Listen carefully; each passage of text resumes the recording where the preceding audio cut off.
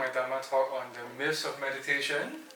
That's my cat Dharma, whom I'm not sure you can see fully, but maybe let's give you a little sneak peek into the cat. So that's Dharma, my cat, and let's just do it this way so you can see her a little bit. Dharma! Yeah. The other cat you can hear howling, that is Greg. She's terrified for some reason, so I'm just leaving the study door open so she can come in to hide anytime she wants to. So let's just talk about the myths in meditation. Right. So I think that I had a few myths to talk about. The first one is actually about the myth that mindfulness would help to moderate one's emotion, because if you're mindful, then it should be able to keep the emotions in check, right? And that's the first myth. And that came about in a conversation with somebody about whether we should, what's the topic that we should have for this Dharma talk. And this was the exchange I had with that person. And that's when I realized that, wow, there is this belief that if you're mindful, then all your emotions should be in control and in check. The reality of the matter is that while mindfulness is actually a control function, as the Buddha put it. Mindfulness is the gatekeeper to your senses. It is actually not enough, right, for you to keep your emotions in check. And in some suttas where the Buddha talks about the Four Noble Truths and the Eightfold Path and so forth, just hold on. Sorry. So I was saying about that in some suttas, the Buddha actually talks about how mindfulness is the control function, and you actually need to cultivate mindfulness. However, in other suttas, like for example in the Anguttara Nikaya, the Buddha actually speaks repeatedly about how there is only one way, actually in the Samyutta Nikaya as well, there's only one way to end this craving, right? The three major defilements of lobha, dosa, moha, right? The lust, anger, and delusion. And the only way to get rid of these three things, which is the cause for all your emotions coming in, is actually the Eightfold Path. In other words, it's not just mindfulness alone that's enough. You actually need to have the rest of the Eightfold Path.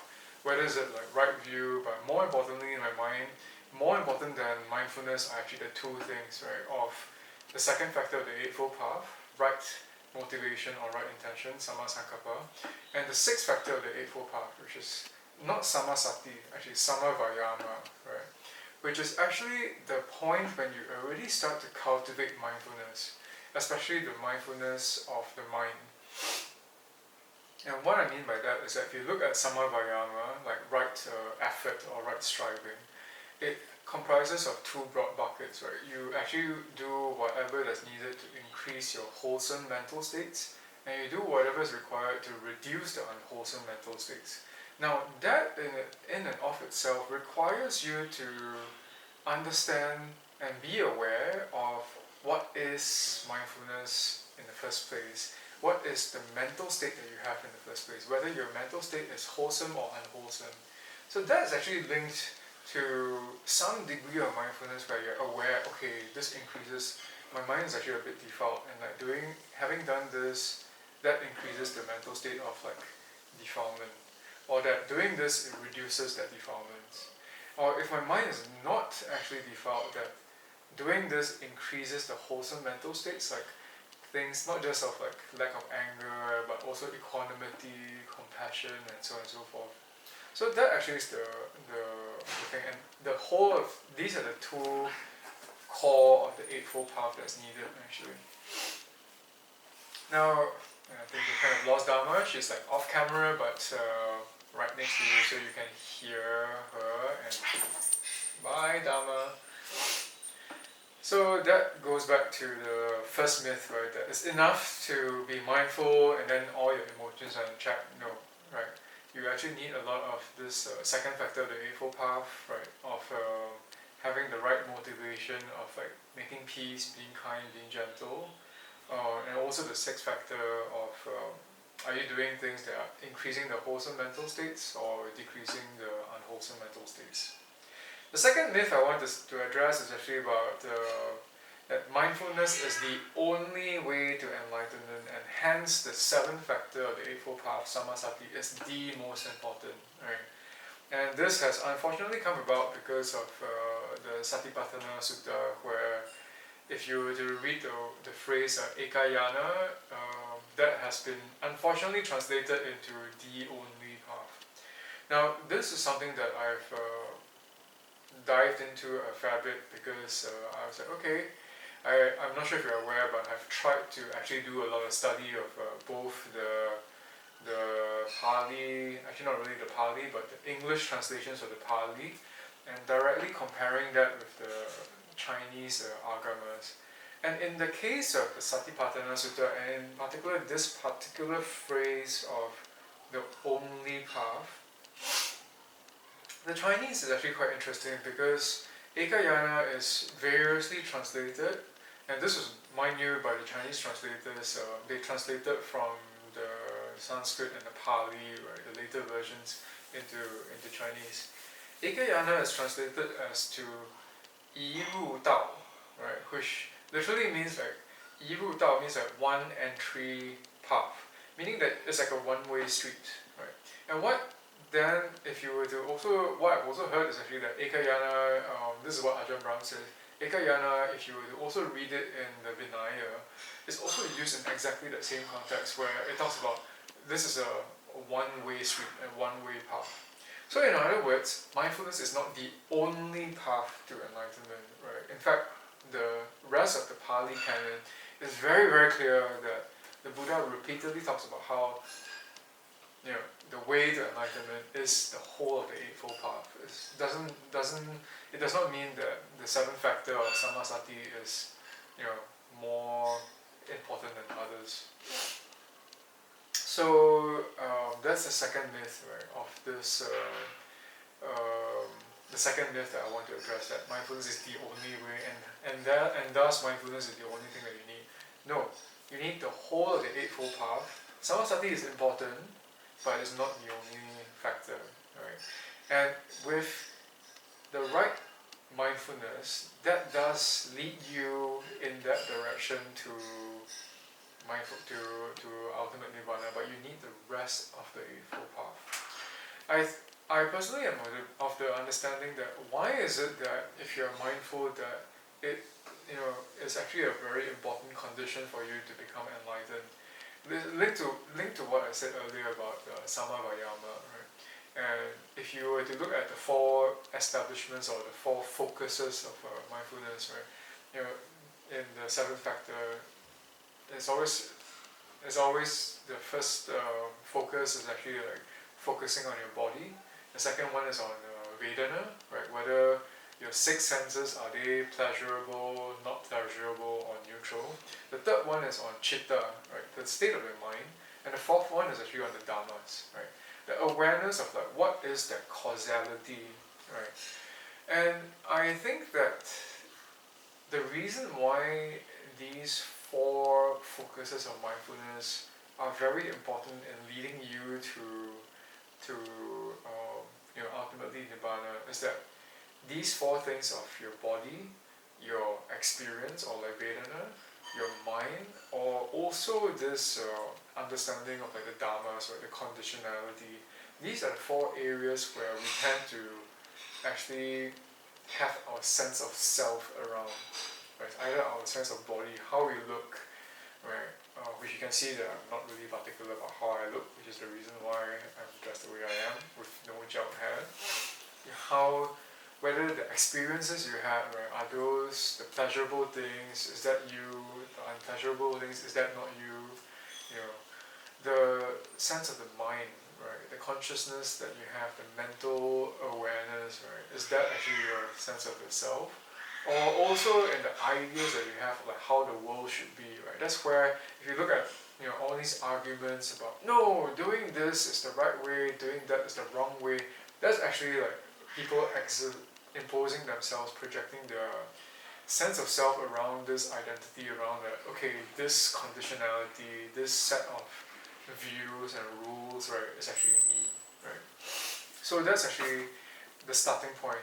And when you have that as a starting point, the rest of the Eightfold Path also becomes a lot easier for you to follow, right? What I mean by that is that if you're aware of that view, that mindfulness, and then when you look at and you practice the first factor of like right view, right, cause and effect, and then you dive deeper into that mindfulness actually gives you the feedback mechanism. It closes the loop, right? So you can then take that view, that motivation, the actions that you do by body, speech, and mind, and apply that and see, okay, how does this actually like affect me overall? So mindfulness is that feedback mechanism that allows you to actually progress on the path, and that is what I think that leads you eventually to Nibbana. So we've covered the first myth that mindfulness alone is enough. The second myth that mindfulness is the only way to enlightenment. That's both not true. The third myth I want to address is actually that the eighth factor of the Eightfold Path is right concentration. Right. Ajahn Brahm has said this many times before that the early translation of Samasati as right mindfulness is brilliant. Unfortunately, the eighth factor translation of Sama Samadhi as right concentration is a bit off. And if you were to speak to any Hindi speakers, or especially now in India, you would realize that the word samadhi and the term samadhi actually has this connotation of that collectedness, that your mind is like collected, that your mind is stable, that your mind is still and tranquil. And the word concentration has this other meaning of effort, and like putting forth striving and so forth, which is actually absent from the word samadhi actually. So, and this is verified by also the Chinese translation of the word sama samadhi, right? It's translated in Chinese as 正定, 安定的定, which means like something that's very still, very calm, very peaceful. Definitely not my cat, which is, being very agitated at this point in time. So today I'm just going to cover like 5 myths around meditation. I'll talk about the fourth one, which is that if you are not really mindful and your practice is not very consistent, that we should be more disciplined in our meditation practice, right? And the belief that you need to be much more consistent because you need to be more disciplined, you need to impose that discipline on yourself. And if you were to look at Anguttara Nikaya 10.2 or its corresponding one of Anguttara Nikaya 11.2, both have Chinese Agama counterparts, and it's interesting that if you were to look at both all 3 suttas, right, so 10.2 and 11.2 together with the Chinese equivalent, the Buddha talks repeatedly about how there is no need to force yourself, right? And he talks about all these gradual progressions, how you go from like how you go from virtue to non-regret, how you go from non-regret to joy, how you go from joy and then to happiness, and then happiness to tranquility, and so on and so forth, all the way down to like ultimate liberation and Nibbana. And every step of the way, in these 3 suttas, the Buddha talks about how you should not be using your willpower. It's a very natural progression of things. Hey Dharma! Yeah, she's back again. You want to come back on the camera? Come, let me show you. I'll show you to the wall. You want to come here? No? Okay, let's not force you. You want to, you come here, okay? If not, then you just stay there. Since we're talking about not using willpower, let's not force the Dharma on the camera. So, In this instance then, right, what this means is that if you use willpower to force yourself to be determined and disciplined in your practice, that might actually be exactly the wrong thing to do. Right? So then, if it's not willpower, then what? How should you go about your practice? And if you were to refer to another sutta, Majjhima Nikaya number 5, Anangana Sutta, right? In this sutta, the Buddha talks about not using without any blemishes. Hey Dhamma. Okay, good. I have to draw the line on you rubbing it. Okay, go. In the Anangana Sutta, the Buddha talks about how actually it wasn't the Buddha, it was the Venerable Sariputta who was comparing between a person whose mind is clear. Yeah? Yeah, is your mind agitated? Is your mind clear? Oh, yo. So cute, lah, you. And the Venerable Sariputta was talking about how if you have somebody whose mind is clear of defilements, that the person who is aware that his mind is without defilements is superior to the person whose mind is not aware that his mind is without defilements. So meaning, if your mind is clear, there's no defilements, right? It is better that you know to yourself, okay, right now my mind has got no defilements, versus someone tells you, hey, actually your mind is very clear, and you're like, huh, really? I didn't know about that. Why is it that the person whose mind is without defilements but he's not aware of that, right? Going back to our earlier discussion about mindfulness, why is that person inferior to the person whose mind is without defilements and he's aware that his mind is without defilements? And this is where Sariputta gave a beautiful simile. He said that it's like a person who has a dish, right? And the dish, a copper dish, right, taken from a shop, is used as a simile for your mind. And if your mind is defiled, it's like a copper dish that's collected a lot of dust, right? And if your mind is not defiled, like it's clean, it's compared to a dish that is actually very clean, right? And what the Venerable Sariputta compared it to was that if your mind is not defiled, and you know that it's not defiled, it's as though that you have that clean copper dish and you're constantly cleaning it and you're aware that it's clean and so you keep it clean all the time. And then Venerable Sariputta says that this person will end their life with their mind clean, right? But if your mind is clean, your dish is clean, but you don't know that it's clean, it's as though that you are using a dish and it's clean, and then you put it aside on the shelf and you don't use it, right? And it collects dust over time. Now, how does this link to what we just discussed about, okay, if you can't use willpower for your discipline, then how should you go about cultivating the practice? Imagine your mind is clean, right? And it is if your mind is clean and you don't use it, it's as though that when your mind is actually in a very good state and you don't encourage yourself, you don't actually focus on the fact that my mind is actually clear, right? And you don't enjoy that your mind is actually clear of the defilements. That's when you're doing the equivalent of taking your clean mind and putting it on a shelf and letting it collect dust. In other words, it's actually very important for you to constantly check your mind, and when your mind is actually in a default state, work on cleaning that. But when your mind is not in a default state, right, to actually take inspiration from that, to enjoy that, to indulge in that, right, and indulge in that joy and enjoyment. And that's actually part of the reason why Ajahn Brahm and Ajahn Brahmali, they very frequently talk about how the most important thing to do when you're sitting to enjoy your meditation is to enjoy it. To enjoy it regardless of whatever happens. Right? Even if, say, that you sit down and your mind has been just the most turbulent, the way that Dharma was just now, meow, meow, meow, meow, meow, that's fine. Just even enjoy the fact that, yes, I was able to sit down for half an hour and not do something else, but just be with a mind that's turbulent, right? Just to be with this Dharma cat here who is very turbulent. Yeah, Dharma? Yeah. So to just enjoy regardless of what happens, to enjoy and to make peace and to be kind and gentle with your mind, to spend that half an hour, and even regardless of the fruit of that, right, the consequence of that, the fact that you are enjoying that time is actually the important thing.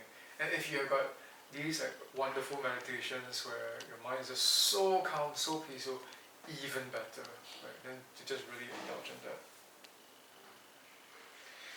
And then if I were to, so we've spoken about that, so it's a myth that you need to be more disciplined, because when you actually start to enjoy your, really indulge and enjoying your meditation practice, it very naturally becomes an enjoyable thing to do. It's like trying to say that you should force yourself to go and be more disciplined to go to a free spa, right?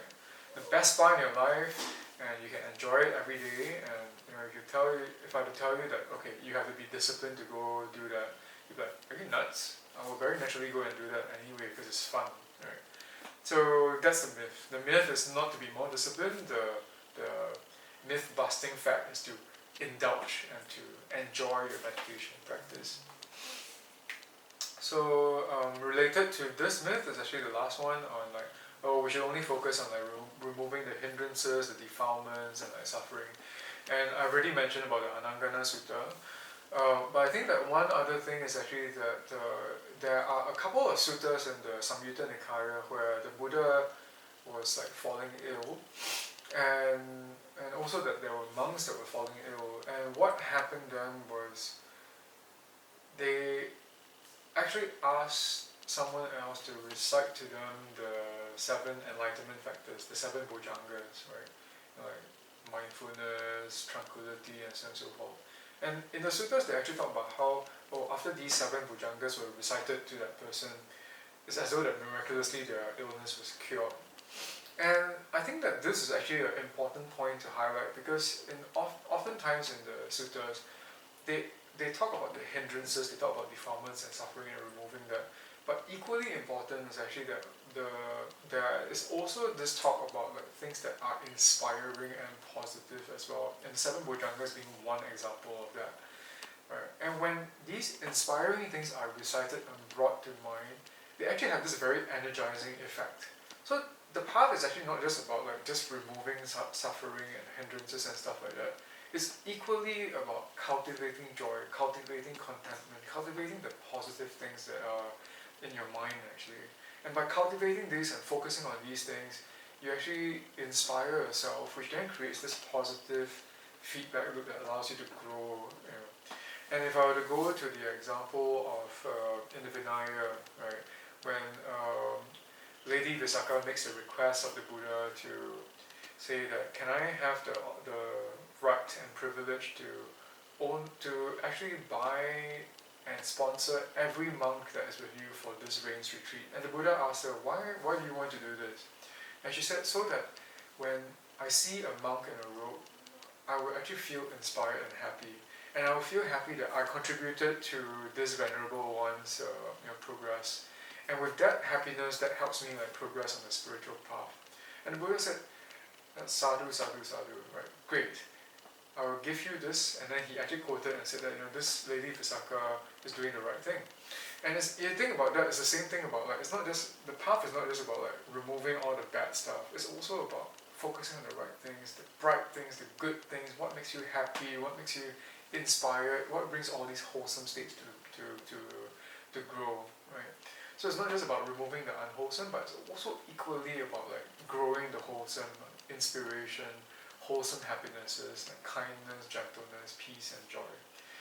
So that's what I have for today, and I hope that these myths have been busted. And if you have any questions, you can post them on Facebook or YouTube, and I'll answer them as best as I can. So thank you very much for being here today.